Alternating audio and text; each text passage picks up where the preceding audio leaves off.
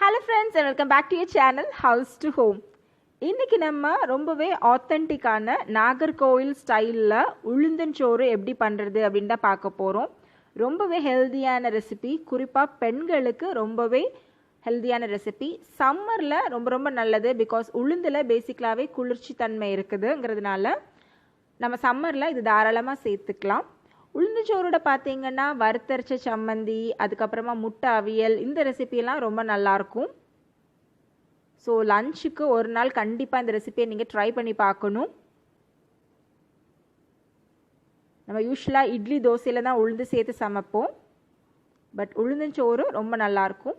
நான் இன்றைக்கி இந்த உளுந்தஞ்சோரோட பார்த்தீங்கன்னா நல்லா வறுத்தரைச்சு மண் சட்டியில் மணக்க ஒரு சிக்கன் குழம்பு ஒன்று பண்ணியிருந்தேன். ஸோ அந்த ரெசிபியும் இதோட நான் அட்டாச் பண்ணியிருக்கிறேன். ஸோ நீங்கள் ரெண்டையுமே போனஸாக பார்த்துக்கலாம். ஸோ இப்போ பார்த்தீங்கன்னா ஒரு கப் அளவுக்கு கருப்பு உளுந்து, உடைச்ச உளுந்து, தோல் நீக்காத உளுந்து நான் எடுத்துருக்கிறேன். ஸோ இதை நம்ம இப்படியே தான் சேர்க்க போகிறோம். ஒரு கப் உளுந்துக்கு 2 கப் அரிசி சேர்க்கலாம். ஸோ அதான் ரேஷியோ. இப்போ இந்த உளுந்தை ஃபஸ்ட் நம்ம வறுத்துக்கலாம். அது ஒரு ப்ரெஷர் பேனில் நான் சேர்த்துருக்கிறேன். சேர்த்துட்டு ஒரு நிமிஷம் மீடியம் ஃப்ளேமில் வச்சு இதை வறுத்துக்க போகிறேன். வறுத்துட்டு உளுந்தை நம்ம சேர்க்குறப்ப அதோட ஸ்மெல் அண்ட் ஃப்ளேவர் ரொம்ப நல்லாயிருக்கும். இப்போ வறுத்தாச்சு. இதோட ஒரு 2 கப் அரிசி சேர்த்து கழுகி எடுத்துகிட்டு வந்துடலாம். ஸோ அரிசி உளுந்து ரெண்டையுமே கழுகியாச்சு. இதோட மற்ற இன்க்ரீடியன்ட்ஸ் எல்லாத்தையுமே நம்ம சேர்த்துட்டு குக் பண்ண வேண்டியது தான். ரொம்ப சட்டுன்னு பண்ணுற ஒரு ரெசிபி தான் இது. இதோட கொஞ்சம் வெந்தயம் சேர்த்துக்கலாம். அப்புறம் ஒரு ஃப்ளேவருக்காக சுக்கு பொடிச்சு வச்சுருக்கிறேன், ட்ரை ஜிஞ்சர், அதையும் சேர்த்துக்க போகிறேன். அது ரொம்ப நல்லாயிருக்கும். ஒரு ஸ்மெல் அண்ட் ஃப்ளேவர் நல்லா சேர்த்து கொடுக்கும். ஒரு 10-12 பூண்டும் உரித்து சேர்த்துக்கலாம்.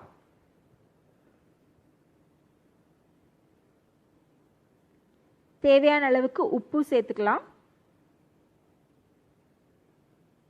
நீங்கள் தண்ணி நிறைய வச்சு கஞ்சி மாதிரியும் இதை சாப்பிடலாம். அந்த மாதிரி செஞ்சாலும் நல்லதாக இருக்கும். இப்போ ஒரு 2 பிடி அளவுக்கு தேங்காய் சேர்த்துக்கிறேன், நல்ல திருவன தேங்காய்.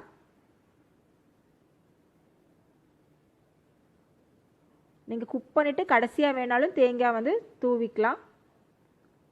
இப்போது ஒரு 6 கப் அளவுக்கு தண்ணி சேர்த்துக்க போகிறேன். சேர்த்துட்டு ஒரு 5லேருந்து 6 விசில் விட்டு இதை நல்லா வேக வச்சுக்கலாம்.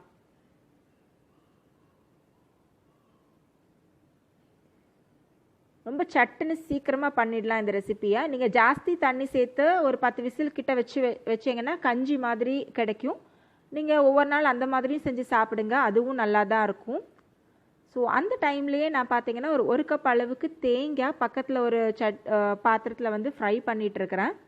சும்மா எண்ணெய் எதுவுமே சேர்க்காமல் ட்ரை ரோஸ்ட் பண்ணுறேன். இது நம்ம சிக்கன் குழம்புக்காக நான் பண்ணிகிட்ருக்கிறேன். நல்லா ப்ரௌன் ஆகட்டும். ப்ரௌன் ஆனதுக்கு அப்புறமா ஸ்டவ் ஆஃப் பண்ணிவிட்டு தேவையான அளவுக்கு காரத்துக்கு மிளகா பொடியும் மல்லித்தூளும் சேர்த்துட்டு அந்த சூட்லேயே அதை லைட்டாக பெரட்டி விட்டுக்கலாம். ஸ்டவ் ஆஃப் பண்ணிவிட்டு பண்ணுங்கள், இல்லாட்டி மிளகாத்தூள் மல்லித்தூள் கரிஞ்சிடும்.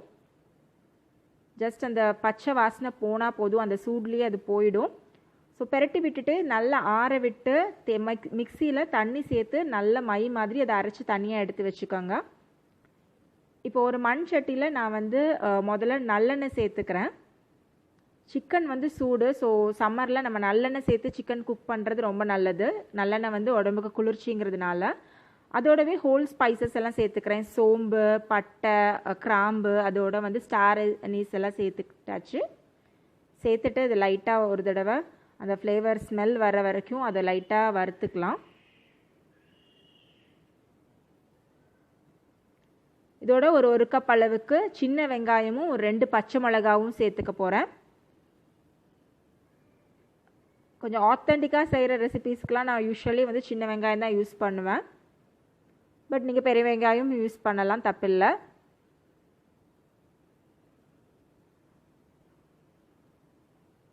கொஞ்சம் உப்பு சேர்த்துட்டு வெங்காயத்தை வசக்கிறப்ப கொஞ்சம் சீக்கிரமாக வசங்கும். நிறைய பேர் நான் வசங்குன்னு சொல்லி கலாய்ச்சேங்க. பட் அது வசங்கும் கிடையாது, வதக்கிறது. எங்கள் சைட்லலாம் அப்படி சொல்லுவாங்க. மேபி அதனால் எனக்கு அந்த ப்ராக்டிஸ் வந்திருக்கும். ஓரளவுக்கு வெங்காயம் வதங்கின உடனே பூண்டு சேர்த்துக்கலாம். இஞ்சி பூண்டு அரைச்சி விழுது சேர்த்துக்கிறேன். இப்போ நான் சேர்த்துட்டு இது ஒரு தடவை கிளறி விட்டுக்கலாம். லைட்டாக பச்சை வாசனை போகட்டும்.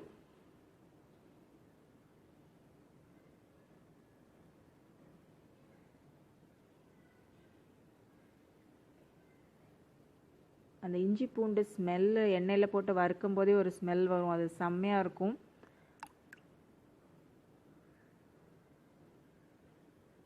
ஸோ இது ஒரு 1 மினிட் நல்லா வதங்கினதுக்கு அப்புறமா நம்ம சிக்கனும் மற்ற இன்க்ரீடியன்ட்ஸ் எல்லாத்தையுமே சேர்த்துக்க போகிறோம். இப்போ வாஷ் பண்ணி வச்சுருந்த சிக்கன் பீசஸ் இதோட நான் சேர்த்துக்கிறேன். எப்போவுமே வந்து இந்த மாதிரி ஆத்தென்டிக்காக சிக்கன் குழம்பெல்லாம் செய்கிறப்ப சிக்கனில் போனு அதோட மற்ற ஈரல் இந்த மாதிரி எல்லா பீஸுமே இருக்கிற மாதிரி பார்த்துக்கோங்க. அப்போ தான் வந்து அதோட ஃபுல்லான ஃப்ளேவரும் டேஸ்ட்டும் வரும். நம்ம சில ரெசிபி ஃப்ரை பண்ணுறப்ப கொஞ்சம் போன்லெஸ்ஸாக பண்ணுவோம், அந்த மாதிரிலாம் தனித்தனியாக எடுத்து பண்ணுவோம். பட் குழம்பு வைக்கிறப்ப மட்டும் எல்லா பீசஸுமே இருக்கிற மாதிரி பண்ணுங்க. அப்போ தான் வந்து என்னமோ அது ஒரு நல்லா இருக்கிற மாதிரி எனக்கு ஒரு ஃபீல் இருக்கும். ஸோ உங்களுக்கும் அந்த மாதிரி இருந்துன்னா கண்டிப்பாக வந்து சொல்லுங்கள். அண்ட் இதோட ஒரு 2 பெரிய தக்காளி, நல்ல பழுத்த தக்காளியாக கட் பண்ணி நான் சேர்த்துக்க போகிறேன். கூடவே கறிவேப்பிலை, மல்லி இலை, கொஞ்சம் புதினா இருந்ததுன்னா கொஞ்சம் புதினா,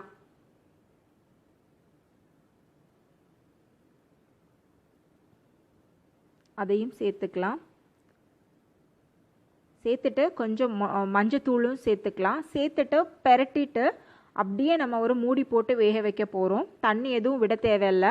யூஸ்வலாக சிக்கன்லேருந்தே தண்ணி வெளியே வரும். அந்த தண்ணியிலையும் இந்த தக்காளியோட ஜூஸ் இருக்கு இல்லையா, அந்த ஜூஸ்லேயும் சேர்ந்து சிக்கன் வந்து குக் ஆகுறப்ப அது ஒரு தனி டேஸ்ட்டாக இருக்கும், ரொம்ப நல்லாயிருக்கும். நம்ம ஒரு மீடியம் ஃப்ளேமில் இது நல்லா பெரட்டிட்டு மூடி போட்டு ஒரு 10 நிமிஷம் வச்சுட்டோன்னு வைங்களேன், அதுலேருந்து தண்ணி வந்து தனியாக வந்துடும். அந்த தண்ணியிலேயே வந்து சிக்கன் சூப்பராக குக் ஆகும். நல்லா பெரட்டியாச்சு. மூடி போட்டுட்டு ஒரு 10 மினிட்ஸ் அப்படியே மீடியம் ஃப்ளேமில் விட்டுடலாம். ஒரு 10 நிமிஷம் கிட்ட ஆகுது. பார்த்தீங்கன்னா தெரியும் நான் எவ்வளோ தண்ணி வந்திருக்குன்னு பாருங்கள். நம்ம தண்ணியே ஊற்றலை, பட் அந்த சிக்கன்லேருந்தே வந்த தண்ணி தான் இது. இப்போ வந்து வீட்டில் பொடிச்ச கரம் மசாலா தூள் நான் சேர்த்துக்கிறேன். ஆல்ரெடி வந்து இந்த கரம் மசாலா ரெசிபி வந்து எப்படி வீட்டில் பொடிக்கணும் அப்படிங்கிறது நான் வந்து வீடியோ ஷேர் பண்ணியிருந்தேன். அதை பார்க்கல அப்படின்னா அதோட லிங்க் மேலே ஐ பட்டன்லையோ இல்லை கீழே டிஸ்கிரிப்ஷன் பாக்ஸ்லையும் கொடுக்குறேன், கண்டிப்பாக செக் பண்ணி பாருங்கள். ஸோ கரம் மசாலா தூளும் சேர்த்து ஒரு தடவை நல்லா பெரட்டி விட்டுக்கலாம். இப்போ நம்ம அரைச்சி வச்சுருந்த வறுத்த தேங்காய் விழுதை வந்து இதில் கூட சேர்த்துக்க போகிறோம். சேர்த்துட்டு ஒரு கப் அளவுக்கு தண்ணி அப்படியே ஊற்றிக்கலாம். அந்த மிக்சியிலேருந்து அப்படியே தண்ணி சேர்த்து ஊற்றிக்கிட்டேன். மறுபடியும் ஒரு தடவை கிளறி விட்டுட்டு அப்படியே சிக்கன் நல்லா குக் ஆகிற வரைக்கும் விட்டுடலாம்.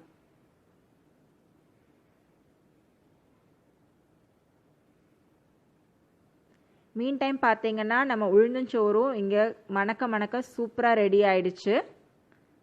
இதோட வேணும்னா தேவைப்பட்டால் நீங்கள் இன்னும் கொஞ்சம் தேங்காய் துருவலை சேர்த்து ஒரு தடவை கிளறி விட்டுக்கோங்க. ஸோ மதியம் ஒரு நாள் கண்டிப்பாக இதை நீங்கள் ட்ரை பண்ணி பார்த்துட்டு எனக்கு சொல்லுங்கள் உங்களோட ரிவ்யூஸ் எப்படி இருக்குது அப்படின்னு. குக்கர்லேருந்து எடுத்து ஒரு தடவை மிக்ஸ் பண்ணி விட்டுடுங்க, ஏன்னா எல்லாம் நம்ம சேர்த்த இன்க்ரீடியன்ஸ்லாம் அங்கங்கே இருக்கும். முக்கியமாக பீரியட் டைமில் பெண் குழந்தைங்களுக்கு, டெலிவரியான நியூ மாம்ஸுக்கு எல்லாமே இந்த ரெசிபி ரொம்ப ரொம்ப நல்லது. ஏன்னா உளுந்தில் வந்து கால்சியம், அயன் ரெண்டுமே ரொம்ப ஜாஸ்தியாக இருக்கும். ஸோ மீன் வாயில் பார்த்தீங்கன்னா நம்ம சிக்கன் குழம்பும் இங்கே கமன்னு சூப்பராக ரெடி ஆகிடுச்சு. அந்த நம்ம விட்டுருந்த எண்ணெய் எல்லாமே வந்து ஒரு லேயர் மாதிரி மேலே சூப்பராக வந்துருச்சு. சிக்கன் பீசஸும் நல்லா குக் ஆகிடுச்சு. ஸோ இதை அப்படியே ஆஃப் பண்ணிடலாம். மண் சட்டினா இதுதான், அதை குக் பண்ணி ஆஃப் பண்ணாலும் அது அப்படியே உள்ள குழம்பு கொதிச்சுக்கிட்டே இருக்கும். ஸோ நம்ம எக்ஸஸாக தண்ணி இருந்தாலும் அது அப்படியே சுண்டிடும் பக்காவா.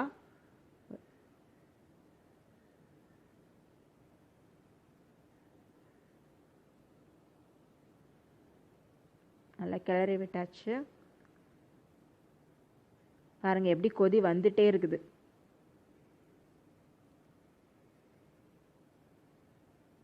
ஸோ இது அப்படியே இப்போ சர்வ் பண்ணிடலாம். ஸோ அவ்வளோதான், நம்ம உளுந்தஞ்சோறும் மண் சட்டி சிக்கன் கறியும் சூப்பராக ரெடி ஆயிடுச்சு. நான் என்னோடய ஃபேமிலியோடு இதை என்ஜாய் பண்ண போகிறேன். கண்டிப்பாக இந்த ரெசிபியை நீங்களும் ட்ரை பண்ணிவிட்டு உங்களோட ரிவ்யூஸ் கமெண்ட்ஸ் எதுவாக இருந்தாலும் என் கூட ஷேர் பண்ணுங்கள். மறக்காமல் ஹவுஸ் டு ஹோமை சப்ஸ்கிரைப் பண்ணுங்கள். தொடர்ந்து எப்பவும் போல் சப்போர்ட் பண்ணிகிட்டே இருங்க. மறுபடியும் ஒரு இன்ட்ரெஸ்டிங்கான எபிசோடில் உங்களை எல்லாரையும் நான் சந்திக்கிறேன். தேங்க்ஸ் ஃபார் வாட்சிங் ஹவுஸ் டு ஹோம்.